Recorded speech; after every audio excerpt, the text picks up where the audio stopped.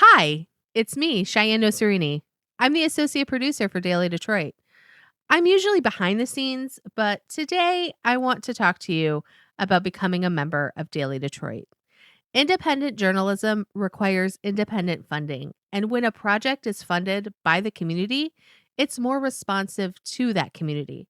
And the reality is, it takes money to bring you this show every weekday. From hosting to software to the time and effort of everyone involved, it adds up. If this is something you feel moved to do, become a member at patreon.com/dailydetroit. And thanks.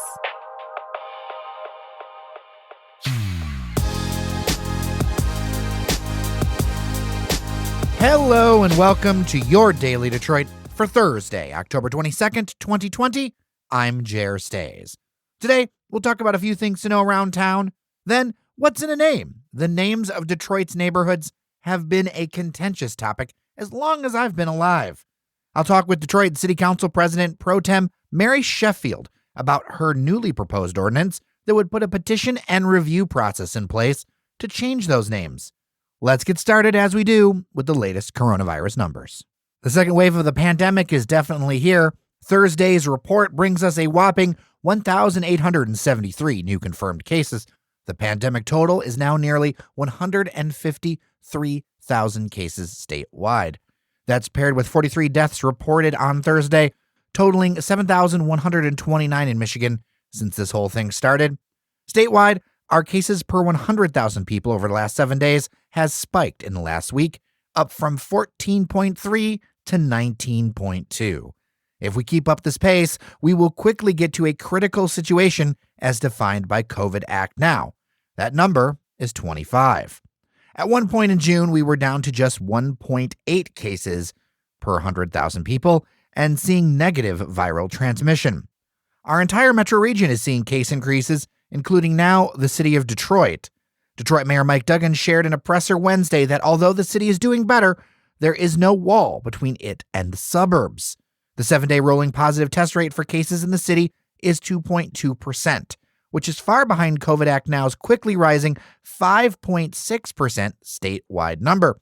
But it is concerning as it's going up, and hospitalizations are now 60 per day in the city.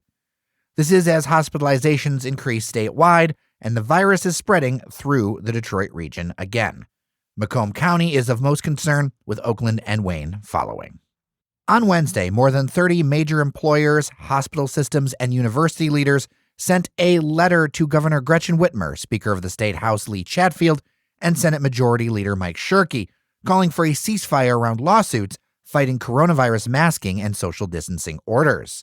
Although the state Supreme Court struck down the governor's emergency orders a few weeks ago, both state and county health departments have been trying to fill in the gap using different authorities.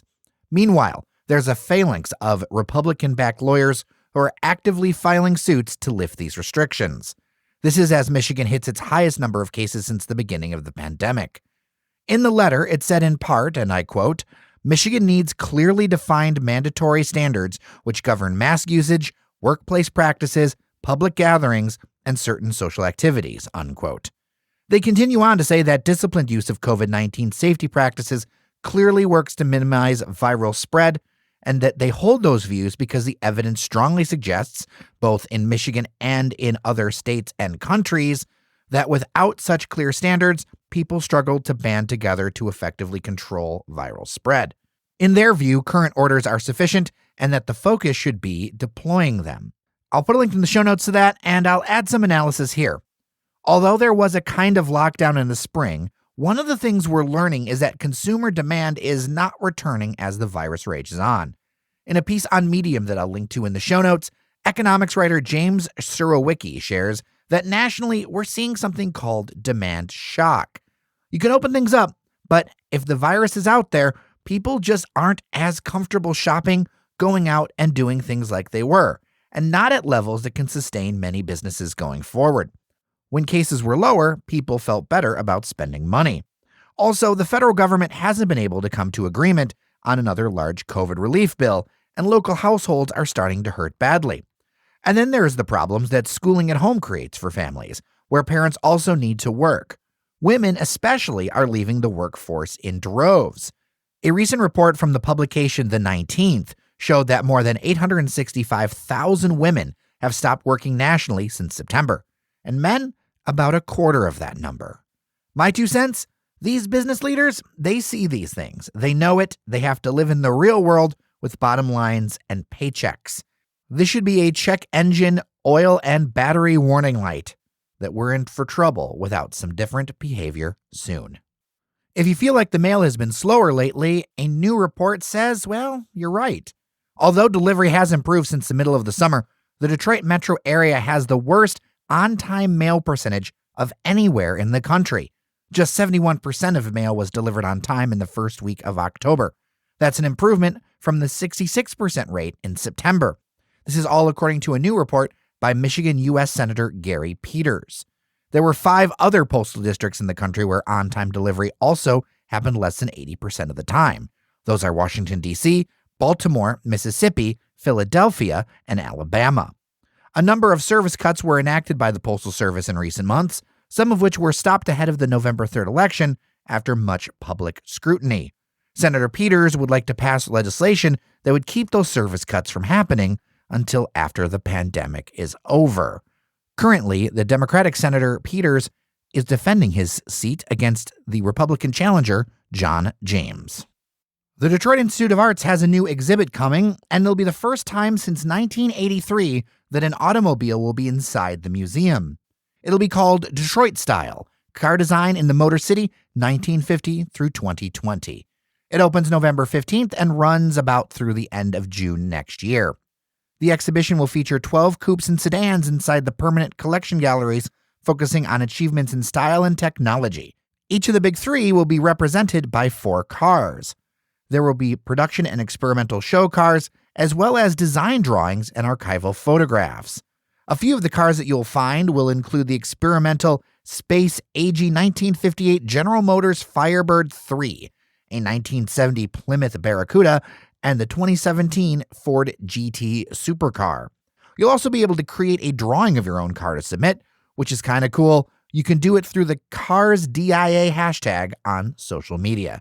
For me, I'm all about the experimental and crazy designs. I miss the days of car design as true art, where when you drove down the street, it meant something, it said something. It was like being at the wheel of a creative masterpiece.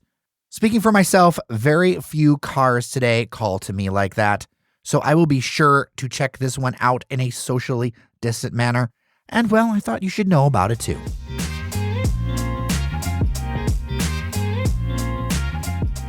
Joining me on the line is City Council President Pro Tem Mary Sheffield. Also, full disclosure, she is the person who represents my district here in the North End. Welcome to Daily Detroit. Thank you for having me. It's a pleasure to have you. So, first off, this neighborhood naming ordinance caught my eye. I've been a city resident for 20 years, and I've seen the talk about neighborhoods and their names change and just be a point of contention. What about now said this was the time to do this? Well, because I think it is such a point of contention amongst residents in neighborhoods, so I thought it was important for us really to have a formal process in place. There was a situation that took place over on the west side of the district by the Herman Kiefer area where there were name changes that were proposed that the community did not agree with.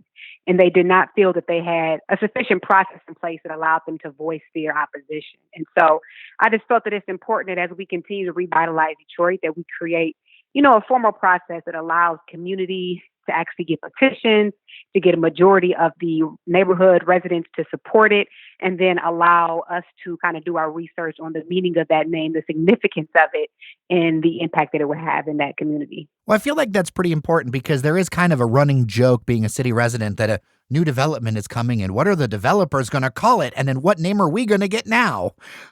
Yes, so true, so true. Detroit is changing, and there's name changes happening all over. And it's important that a developer doesn't just have that ability to just come in and change or name an area without having input from community. Well, the name change thing kind of gets to an idea that I think I run into a lot, which is that, I don't think a lot of Detroiters are against getting jobs or doing things, but I think having a voice and being part of that thing is really crucial. Am I missing that, Reed, or have I got it right? People that I mentioned before, there was a proposed change that was on behalf of the planning department that wanted to change a name in a neighborhood. And again, the community felt that they should be a part of that process. So it's not just developers, and sometimes not just community. The city may even want to change a name, and they should have to go through a process as well that allows community to be at the table as well. That is an interesting one. Have you run into some instances where the city wants to do that? So the only incident that I've seen thus far is the Herman Kieffer area. Okay. And again, they were proposing to change some names over there, and there was no input from community at all. And so the neighborhood got really upset about it. They were, never really communicated with, never got their thoughts or opinions, and they were kind of blindsided by it. So the ordinance, again, is not just to protect neighborhood people who are trying to change names, but also the city, because council was not aware of it. And I think it's to be a process that's very open and transparent for everyone. Well, and listeners should know that the council and the mayor, it's kind of government here where power is shared. The mayor is not absolute power in the city, according to the charter. You're correct. I mean, that's the structure of how it should be. We are the checks and balance of the executive branch of government. I mean, that's really our job. We're to challenge, to overlook, to make sure that things that are proposed are the best interests for the residents in the city of Detroit. And so, again, it's not to say that I am in opposition of any of the changes. I just believe that community needs to have a voice. It needs to be transparent. I think at least a majority of the neighborhood who lives there should be in support of it as well. So if someone wants to make this happen under the proposed ordinance, how would they do that? So it starts off now with a formal petition. You have to petition the city of Detroit. You get your petition, and then you have to go out and you get signatures, collect signatures. Right now, the ordinance reads you only need 20% of the neighborhood, but that is going to be changed to at least 50%. Once those signatures are gathered, you submit it to the city of Detroit, and then they verify the signatures. They also do some research on the proposed name change, its significance, if there's any historical significance of the name, and then they submit a report to council, and then we vote up or vote down on the proposed report and the recommendation. And then what would be the steps ahead to get this ordinance into something that has the force of law? So right now, the ordinance is drafted. We're waiting on our law department to sign off on it. And we have a couple of more public discussions, one of which will be held this coming Thursday in Neighborhood and Community Services Standing Committee. We'll probably have one or two other discussions after that, and then we'll have a public hearing, and then we'll vote to make it law. Well, that's really good to hear all those details. Councilwoman, if the people have feedback for you, how would they get in touch? So if people want to give me any feedback, which I'm very much so open to hearing people's thoughts and suggestions. Got a lot of people who are interested in this ordinance. Please email me at councilmembersheffield@detroitmi.gov, or they can always call the office at 313-224-4505. And again, we would love any feedback, any amendments, any recommendations on how this policy should look as we're still in the process of drafting it as we speak. Well, I will put a link to those things and have that phone number in the show notes of the show. Perfect.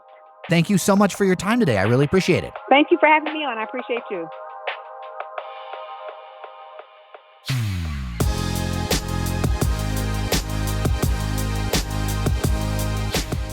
And that is all for today. Thanks so much for listening to Your Daily Detroit. If you have feedback for the show, email me or send a voice memo to jer@dailydetroit.com or leave a voicemail at 313-789-3211. That's 313-789-3211. I'm Jer Stays. Seriously, take care of each other. I really mean it. I'll see you around Detroit. Talk tomorrow.